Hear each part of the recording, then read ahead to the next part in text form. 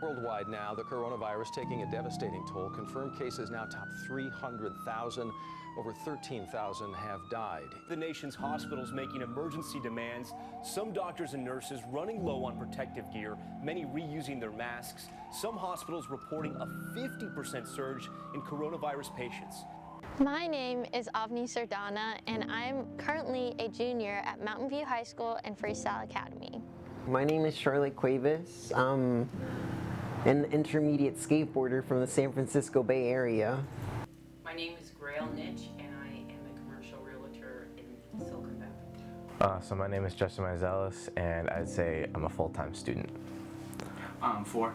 I go to Los Altos High School, and I'm a student at Freestyle Academy as well. How did the virus affect your family? My family, well, we have some older people in our family that we're pretty worried about, because if we get it, it's fine, we're young, we'll probably get over it. But if they get it, they have other diseases, or not diseases, but they have other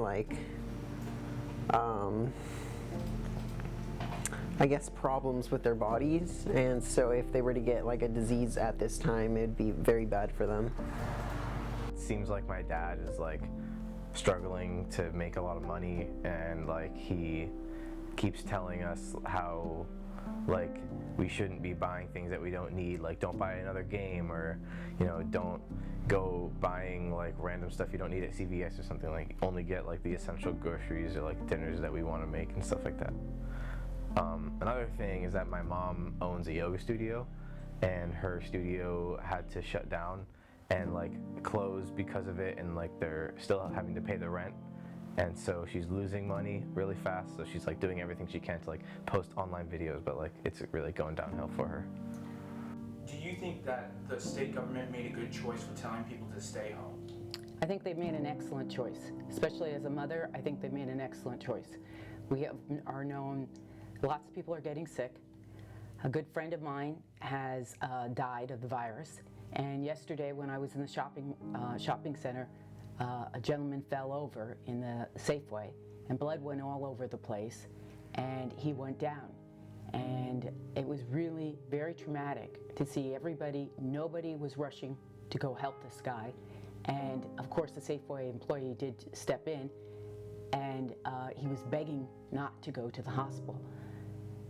After learning about how some of this people are reacting to this, they fall forward.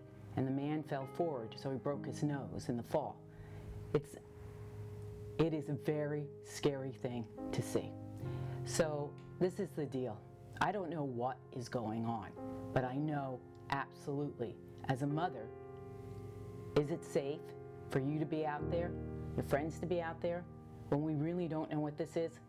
Yeah, absolutely. I think, honestly, the government should have put this in effect a little bit earlier, because I don't think we took it seriously enough when we first learned about coronavirus, and they kind of waited to the last second to put us into shelter in place.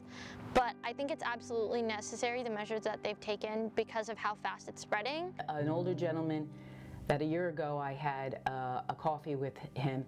He had a listing, and really nice guy, and a very old-fashioned realtor. He was way older. He was probably in his young 80s, I would say, and he still wore a tie and a jacket. And I remember he didn't want to talk on the telephone. He didn't believe in email. He wanted to have a face-to-face conversation. So in Silicon Valley, many of us have gotten trained on, we do all our deals, we're doing it by email, we're doing it by technology, and this gentleman asked, can we meet for coffee? And given that he was in his 80s, I figured, okay, let's meet for coffee. And we actually met for coffee 3 times, because we were working on this deal. And this morning, I woke up and someone sent me a message, and they said he passed away last night, and it was because of the virus. And the family felt it was very important to tell everyone, because they really wanted us to know it's really real. And it just blows you away, you know me? But I was thinking about, wow, He really taught a lot. And having that coffee, it's about human touch. And if Silicon Valley gets one message, it's about our freedoms and about keeping our relationships with people. And some of the simple things really matter. I don't know, I think it's just like, it seems like so scary. You know, like everywhere you go or look, it's like, oh, if you touch this thing, you're gonna get COVID-19. Like when you go to the grocery store, you have to go home and like wash the bags that came in and wash every single item and like ridiculous stuff like that. I feel like that's completely ridiculous. But that just makes it seem so scary. Like you can get it anywhere, you can get it from anything. Wherever you're going, wherever anything came from, it could have had COVID-19. Do you think people are overhyping the virus, or do you think it's the right response we should be giving it? It depends on who you ask, because for young people, it's like, whatever, teenagers don't really care. But it can definitely affect older people and much younger people as well, like, infants. Why do you think the younger generation don't really care about staying at home and trying to have more fun outside? I honestly think they don't understand the ramifications. And what I really came very clear with on this is, nor were they given clear communication. And that is a problem that we were having with the police departments. Each police department in each town is, so I have a master's in law, so I'm kind of a little on game, and I used to be a federal investigator. So what I was watching when this was starting is that each police department was sending out different messages. In our town and in Los Altos, absolutely the police are sending out messages. We are your friends, we are here to help you, we want to educate, and we're here for the community. Wave to us, we'll wave back, we're all going to get through this. That's not the story that's going down in San Jose. We are the San Jose police. If we see you breaking the law, and breaking the law is pretty simple. If you are a business and you are open and you were supposed to be closed, we're going to enforce it now, and you are looking at criminal charges, and you are looking at maybe possible jail time.